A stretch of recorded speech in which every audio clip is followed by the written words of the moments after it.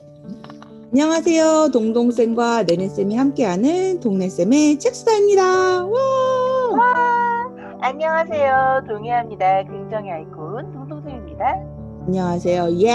예스맨 네네쌤입니다. 오늘의 책수다의 주제는 다문화 그림책 1탄입니다. 다문화라는 주제를 선택하신 이유가 있으세요?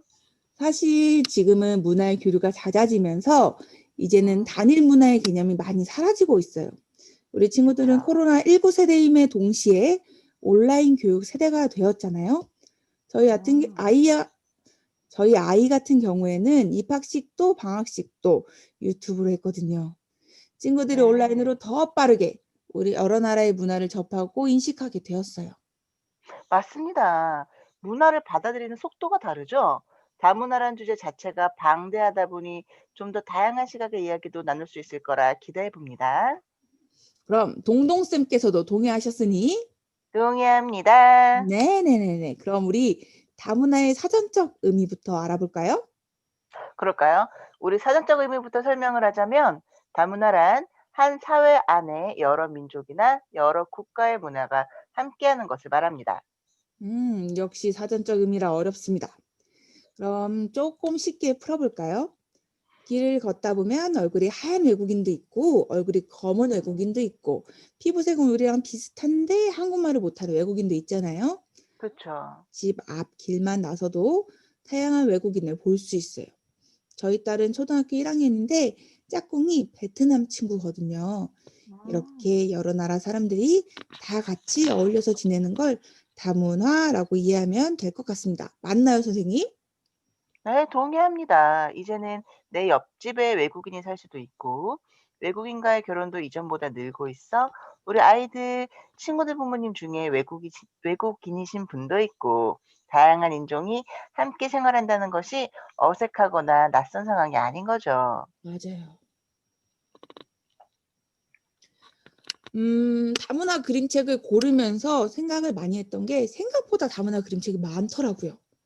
우리가 오늘 그쵸. 동네쌤의 음. 그림책 수다로 어떤 그림책을 보면 좋을까 했는데 너무 많아서 각각 한 권씩 골라봤습니다. 저 내내는 캐런 카츠 작가의 살색은 다 달라요. 그림책을 골랐습니다. 동동쌤은요? 저는 다름 출판사 박규빈 작가님의 다름이라는 그림책을 골랐습니다. 우선 네네스미 픽하신 책부터 볼까요? 네네네네. 저는 캐런 카츠 작가의 살색은 다 달라요를 골랐습니다. 보물찾고 출판사 책이지요. 이 책은 다문화 그림책으로 워낙 유명해요. 이 책을 고른 이유는 워낙 유명하기 때문입니다. 많은 선생님들께서 이 책을 다루고 책놀이를 진행하셔서 검색만 해도 여러 가지 책놀이가 엄청 많이 나와요. 한 가지 책으로 다양한 경험을 할 수 있다는 건 전 참 좋다고 생각하거든요. 그래서 네. 골라봤습니다. 그림책의 맨 뒷장을 보면 다인종, 다문화를 이해하는 그림책이라고 적혀 있어요. 선생님 보셨나요? 네. 저 봤어요. 사실 내용은 단순해요. 그렇죠? 그쵸. 7살 친구인 레라는 피부색이 계피 같은 젓갈색이에요. 화가인 엄마한테 갈색이면 다 똑같은 갈색이지. 젓갈색은 무엇이냐라고 묻고 엄마는 조금씩 빛깔이 다른 갈색이 있다라고 얘기해 주죠. 레나가 이웃과 친구들을 만나면서 저마다 다른 갈색과 살색이 있구나를 알게 되는 책이에요. 저희 어렸을 때 크레파스에 살색 있었어요. 동동쌤 기억하시나요? 네 맞아요. 살색이라고 정확히 크레파스의 색 이름으로 있었죠. 지금 친구들은 살구색이라고 적혀 있어요. 어렸을 때 음. 궁금하지 않으셨어요? 왜 살색이라는 숫자가 색깔이 있을까? 흑인도 있고 백인도 있고 요즘에는 흑인 백인이라고 말하는 것 자체가 좀 그쵸. 그렇잖아요. 음. 맞아요, 맞아요. 그런데 한 초등학생이 의의를 신청합니다. 피부색은 다 음. 다른데 왜 살색이라는 색깔 명칭을 넣을 수 있느냐? 좀 똑똑한 친구인데요? 그렇죠. 저도 참 이 기사를 읽으면서 참 감탄을 했는데요. 네. 그렇게 살색은 연주황색이 됩니다. 나름의 음. 노력은 백인은 흰색, 흑인은 검은색, 아시아인은 노랑 주황색의 의미였대요. 이 또한 살색을 표현한 게 되지요. 그래서 바꾸게 그쵸. 됩니다. 2011년 국가인권위원회 설립 10주년 기념 대한민국 10대 차별시정 두 번째로 선정되어 지금은 살구색이 됩니다. 그래서 지금 나오는 크레파스나 색연필을 보면 살구색이라고 써 있어요. 근데 저도 모르게 자꾸 살색 좀 꺼내줄래라고 얘기를 하곤 하는데 지금은 살구색입니다.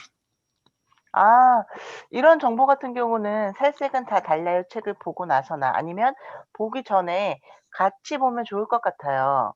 네네네네. 그렇습니다. 책 하나로 시작해서 색깔 명칭의 유래에 대해서까지 알게 되었죠. 그렇죠. 그럼 살색은 다 달라요. 동동쌤은 어떻게 보셨나요?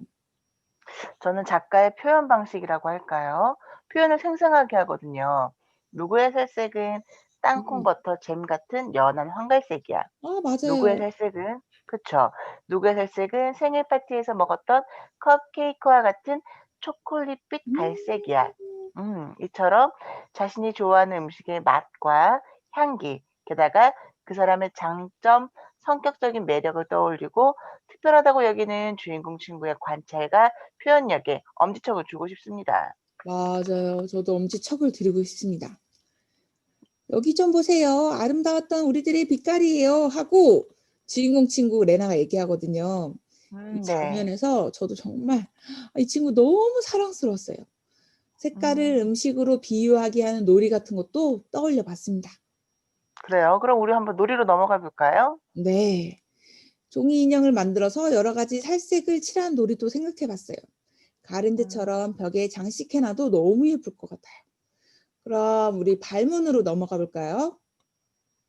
우선 책의 제목과 겉표지로 내용 유추해 보기를 할 수 있겠어요. 여기서 말하는 살색은 뭘까? 왜 사람들은 다 살색이 다를까? 살색을 다른 표현으로 어떻게 말할 수 있을까? 너희가 생각하는 스스로의 살색은 뭐라고 표현을 하고 싶니? 같은 질문이 떠오르네요. 저도 그런 내용으로 아이와 대화를 나누면 좀 더 풍성하고 다양하고 이 간단한 주제지만 그 안에서 긴 대화를 나눌 수 있을 것 같아요. 그럼 네. 동동쌤, "살색은 다 달라요."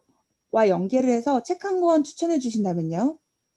저는 에즈라 재키즈 작가의 눈 오는 날이라는 책을 추천하고 싶습니다. 아, 저도 이 좋아하는 책이에요. 책은 네 음. 맞아요. 이 책은 되게 유명한 책이기도 한데요. 1962 년도의 책으로 미국에서 그의 가장 뛰어난 그림책에 주는 칼테커상을 받았어요. 네. 이 책에 그런데 보면은 눈 오는 날에 주인공이 흑인 꼬마가 나오는데 이게 네. 바로 최초로 흑인 꼬마가 나오는 그림책이었거든요. 음. 덕분에 당시에 센세이션을 일으키기도 했고 또 우리가 아이들에게 그림책을 보여줄 때 주인공이 흑인인 경우가 많지 않다 보니 친구들에게 꼭 보여주고 싶은 책이기도 해요.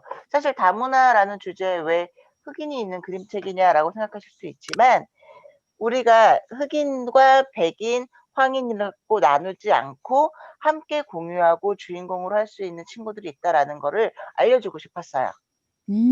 우리 동동생의 큰 그림이 느껴지는 이야기였습니다. 그렇죠. 그럼 그 눈 오는 날의 주인공 이름이 로베르토 맞나요, 선생님? 피터예요. 아, 피터인가요?